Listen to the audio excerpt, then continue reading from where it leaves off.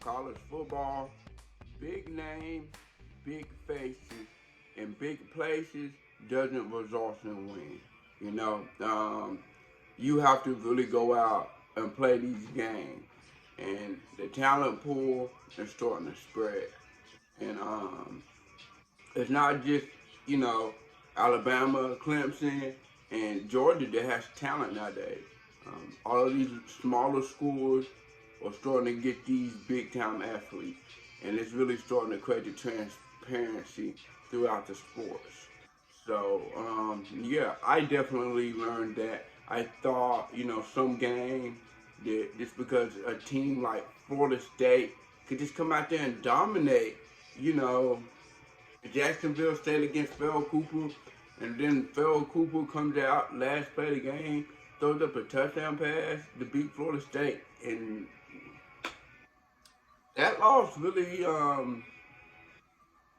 showed you that you know these big names don't mean nothing to some of these kids no more. I mean, I'm sure like in Alabama does, but like even Mercer playing Alabama, they only lost by a little bit. I mean, it was like 48-14, but still, like Alabama compared to them, come on now. So yeah, let's recap the game I was talking about the most was Ohio State and Oregon.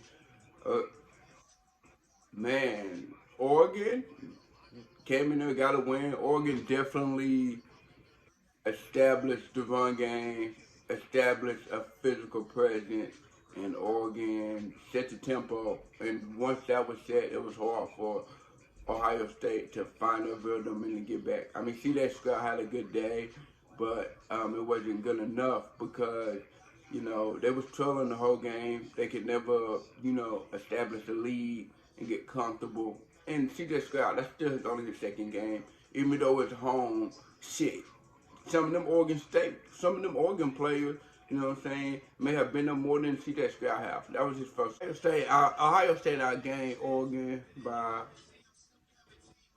100 yards. They had 200 more passing yards, and then Oregon had more rushing yards, and then Ohio State had more yards per play. Ohio State had 37 first down. Oregon had 27. Oregon was more efficient on third down. Oregon was more efficient on fourth down, 1 for 1, but that's still more efficient. And then Ohio State ran 85 plays to Oregon 73, where Oregon's up tempo, fast pace. And they were getting some of their touchdowns off one play, so that would explain that. Time of possession almost even, 29 to 30 minutes. So, Ohio State threw one pick, and the pick was the difference because the final score was 35-28. And Oregon came in there and got physical and established, physical presence, set the line of scrimmage, and played defense for sure. Then you got Georgia blowing out UAB 56-7. I said in the last video that I don't think Georgia's defense is, duplicatable. I don't think that they can perform that well again defensively. And they come out here and play UAB and shut them down. That's all cool and dandy. But no, I can't even do that. Georgia came out looked stout. Their defense is great. I like their backup quarterback more than JT Daniels. I think it's time to put him in. Because, boy, with JT Daniels, he be struggling to struggle. I ain't never seen someone struggle to struggle. It just seemed like the offense had no rhythm, no flow. Last year it did, but this is a whole new year. Yeah, Iowa and Iowa State. Iowa came out defensively, set Iowa State down. I don't know what it is with their cornerback, but for back-to-back weeks now, you got two cornerbacks with two picks.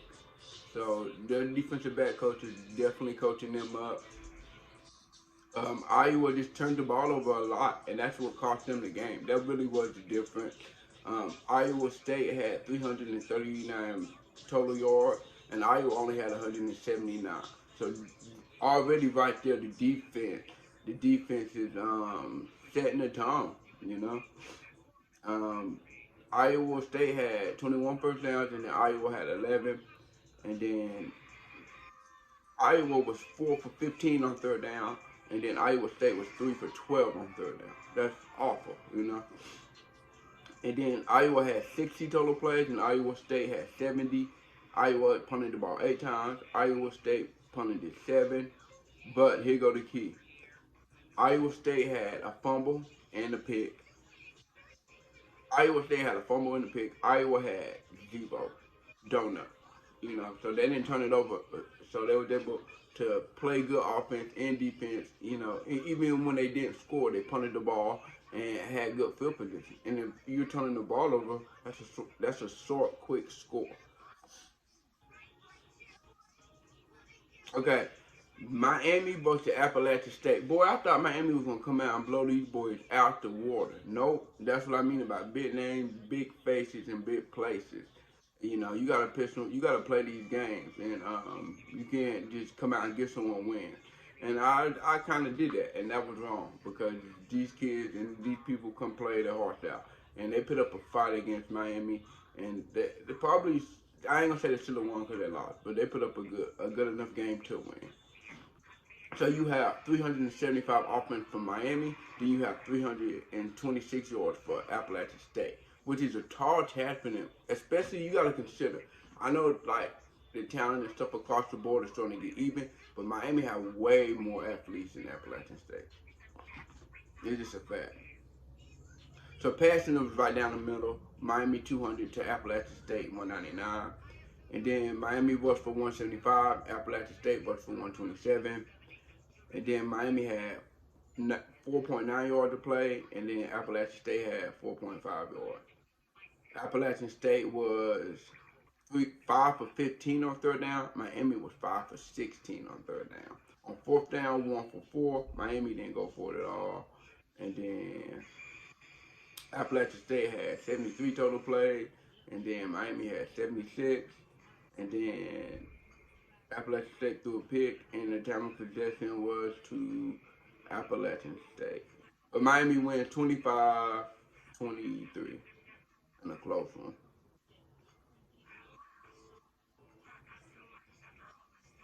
Oh, Washington, Michigan.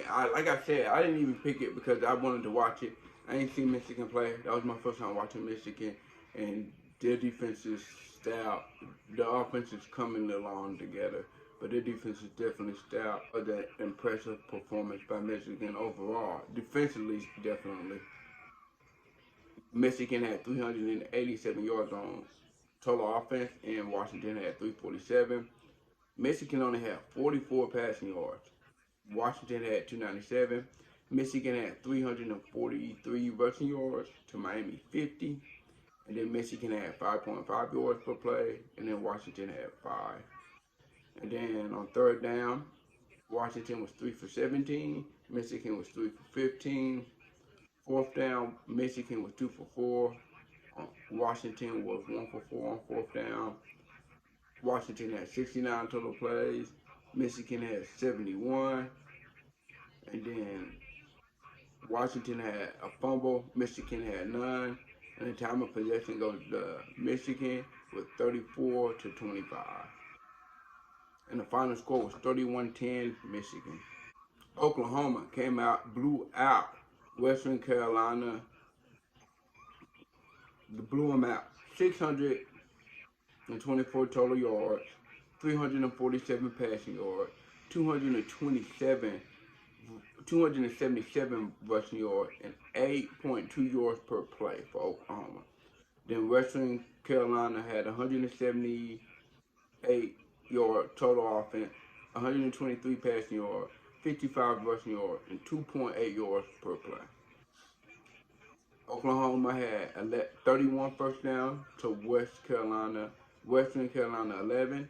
Oklahoma was 8 for 12 from third down.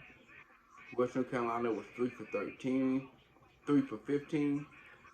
Oklahoma was 1 for 1 on fourth down. East Carolina was 1 for 3 on fourth down. Western Carolina had 63 total plays.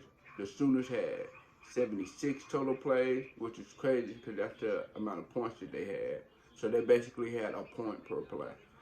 Time of possession go to the Sooners 32-27. And the Sooners win 76-0.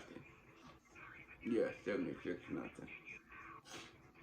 And then Arkansas, boy, came out and put it on Texas.